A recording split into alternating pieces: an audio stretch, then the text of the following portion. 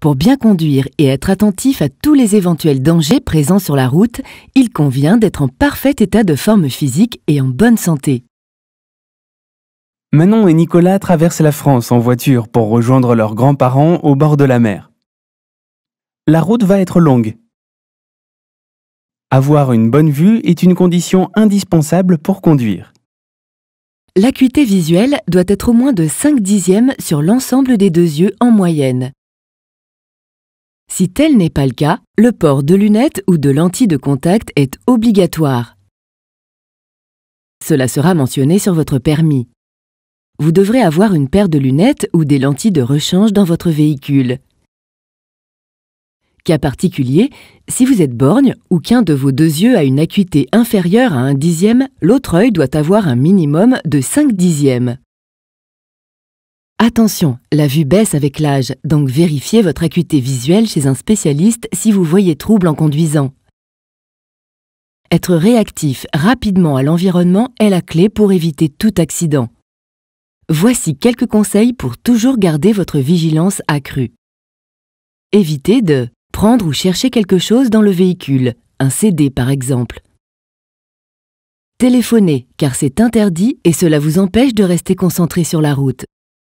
Le téléphone multiplie par 3 le risque d'accident. Attention, le kit main libre est strictement interdit car votre attention n'est plus totale et votre responsabilité est engagée en cas d'accident. En cas d'appel, demandez à votre passager de répondre ou si vous êtes tout seul, laissez sonner. Évitez de vous laisser distraire par l'environnement ou un passager. Évitez de fumer ou manger.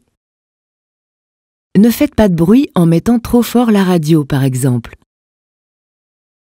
La monotonie du trajet est aussi un facteur de perte de vigilance. Dans ce cas, faites des pauses régulièrement.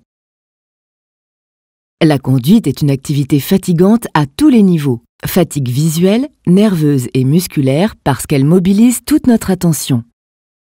La fatigue est une des premières causes de mortalité sur les routes.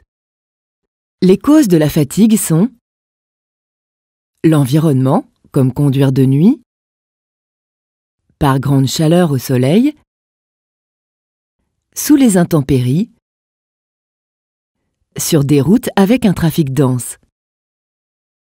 Les causes peuvent aussi venir du conducteur, comme le manque de sommeil, la faim, la soif,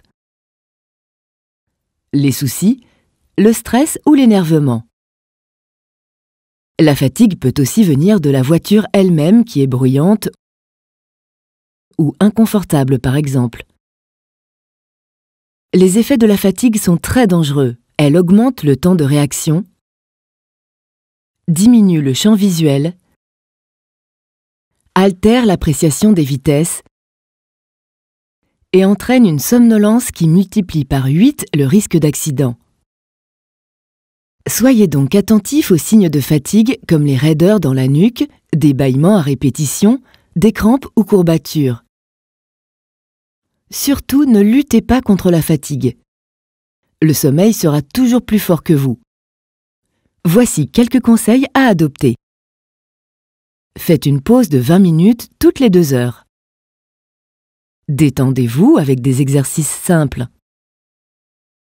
Buvez de l'eau et mangez équilibré. Si besoin, faites une sieste de 15 à 20 minutes sur une aire de repos.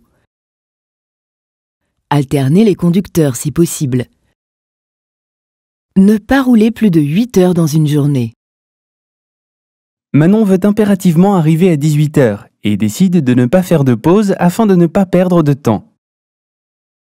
Cela fait déjà 3 heures qu'elle conduit.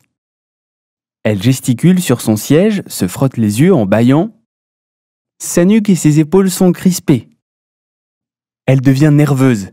Ses gestes sont saccadés et se font moins précis. Un camion est juste devant eux et elle décide de le doubler.